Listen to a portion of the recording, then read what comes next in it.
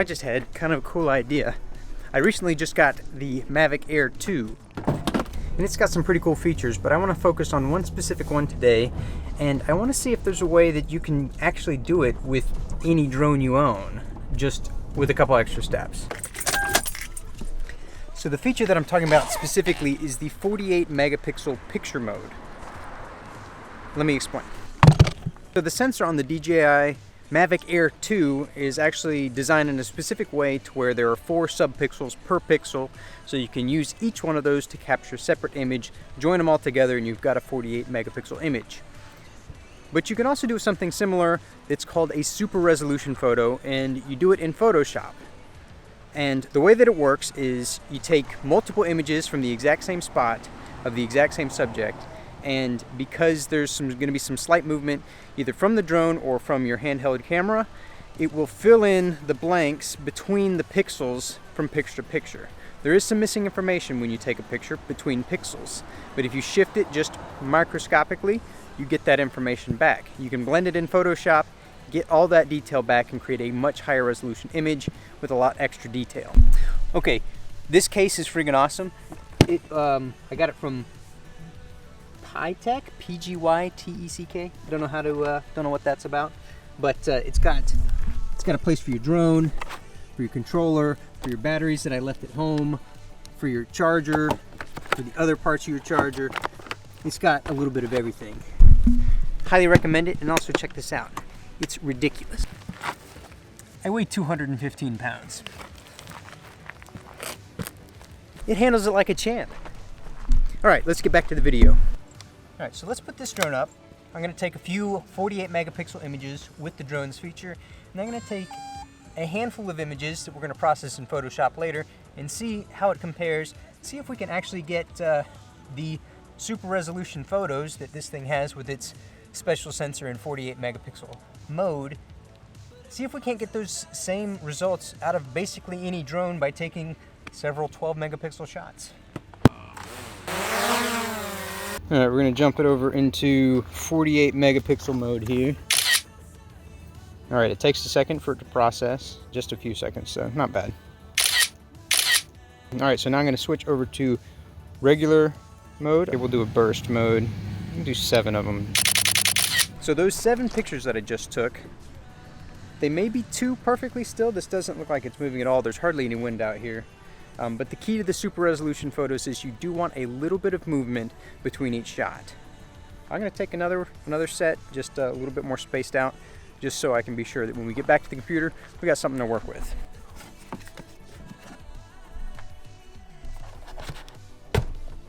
Okay, so we got the files on the computer. Let's take a close look at them, see what they look like before we do anything to them.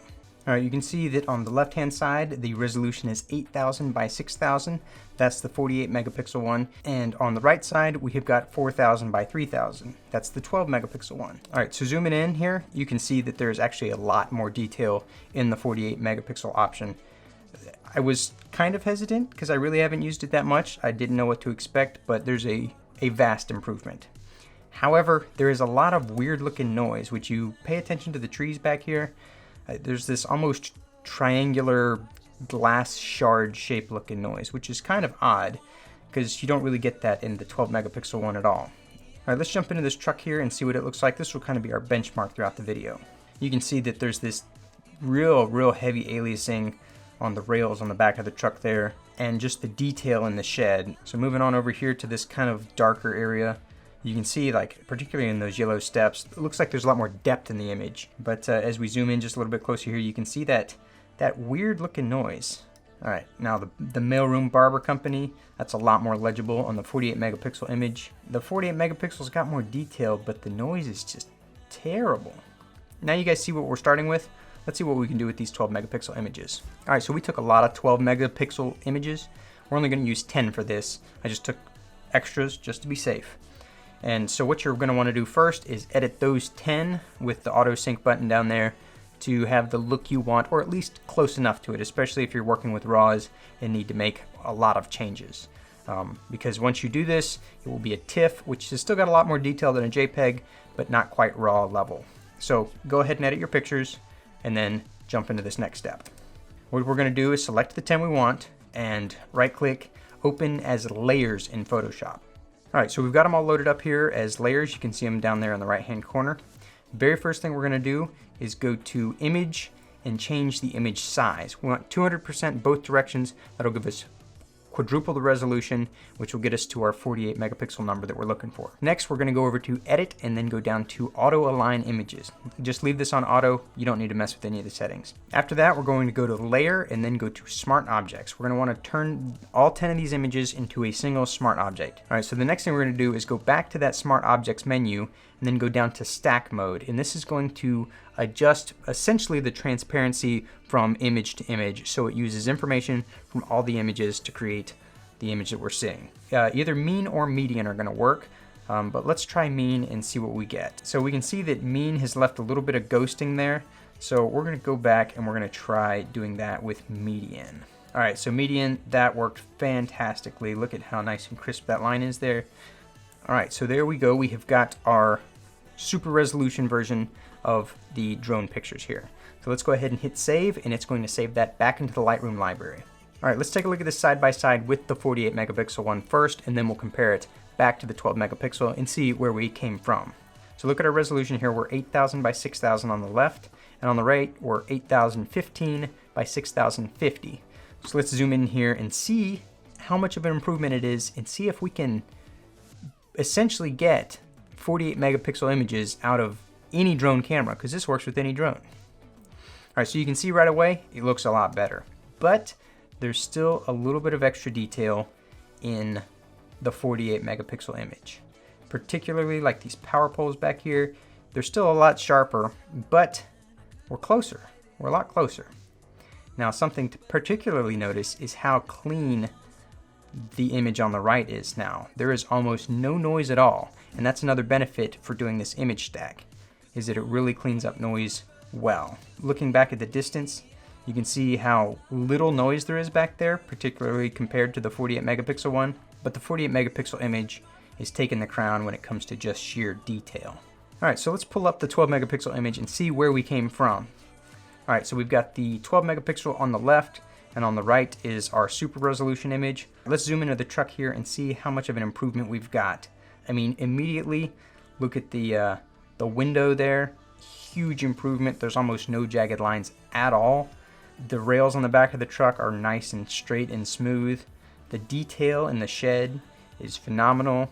There's a lot of extra pixels in here and a lot of extra room to sharpen the image, which let's sharpen that up in just a minute. Let's zoom in on the sign over here. You can see it's a much cleaner image, and particularly look at the noise that it removed off the building, particularly in this gradient up top. And look at how much more legible that is. That's a lot cleaner. That looks good. All right, so the noise improvement was so good on those 12 megapixel images. Let's blend the three 48 megapixel ones and see how much of an improvement we get. I don't expect it to be huge because it is just 3 images. If you take more, then there will clearly be more of an improvement. Let's blend them together and see what we get. All right, I ran those through the exact same process, but I did scale them back down afterwards. So I scaled it up, ran it through the process, and then scaled it back down so we weren't dealing with a 190 something megapixel image. We don't need anything that big. That's huge. I brought it back down to 48. All right, so after the process, almost the exact same resolutions again. The processed one is on the right. All right, let's zoom in on our truck here, which does in fact look a little cleaner. The rails on the back, there's less of this kind of haze around it. I feel like the blending really knocked out some of the haze. The grays look a little bit darker and deeper, particularly here on the shed. You can see how much more of a contrast that is. The noise is an improvement. It's not as good as the 10 image blend was, but it's still really good. All right, let's zoom in on the garage door. It had some pretty rough looking noise. And that's a pretty significant improvement there. See, in this sign, there's that contrast improvement again. It's not as hazy as it was in just the 48 megapixel. The 190 megapixel looks better. What a shock. All right, so there is general improvement across the board. The smokestack here looks a little goofy. Zooming in on this brown box on the roof here, you can see significant noise and texture on the left-hand one. The right-hand one is almost completely gone. And then in the windows and this brick back here, again, there's just a contrast improvement across the board. The dark colors look darker. The mid-tones look a little bit richer. Everything is just improved across the board on this image. All right, so the 12 megapixels didn't quite catch up with the 48 when we blended them, But let's just say we wanted to do this for a general noise improvement on the 12 megapixel images, which the noise wasn't terrible with. So let's just take 4 pictures. 4 pictures isn't a hassle to work with. Everything goes faster. It literally just takes a couple minutes to run through the process. And so let's jump in and see what kind of improvement we have with just 4 images. All right, so zooming in on our truck, let's see what we've got. I mean, huge improvement again, which we already saw this, but this is again, just 4 images. The noise is greatly reduced across the entire image here. There's sharper details everywhere we look. Something else that I want to see is how much sharpness we can add to this super resolution image compared to the 12 megapixel. Because we erased a lot of that noise and a lot of those jagged lines with the super resolution, we should be able to sharpen it significantly without ending up with a super grainy looking image. All right, let's crank it up to 36. That looks terrible on the 12 megapixel. But let's see how it compares to the 48. All right, so that's a lot of sharpening, and it did kind of degrade the super resolution image. But when you see how that much sharpening affects the 12 megapixel image, the 48 looks phenomenal. So those are all the results I have for you guys. The question is, can you get 48 megapixel images out of a 12 megapixel sensor? Well, not quite. Can you improve massively by taking just a few extra pictures while you're out? 100%. You can squeeze tons of detail and a lot of extra quality out of the tiny sensors that they put in these drones. And this works with all kinds of photography, not just a drone. You can use it with your phone, you can use it with your camera. If there's ever a situation where you really want as much detail as possible, take a few extra shots, stack them up, and you've got way more detail than you have ever had otherwise. So even though we can't match what the quad bear sensor can pull off, hopefully you guys learned something in this video that you can apply it to some of the photos you guys take. So thanks for watching, and have a great day.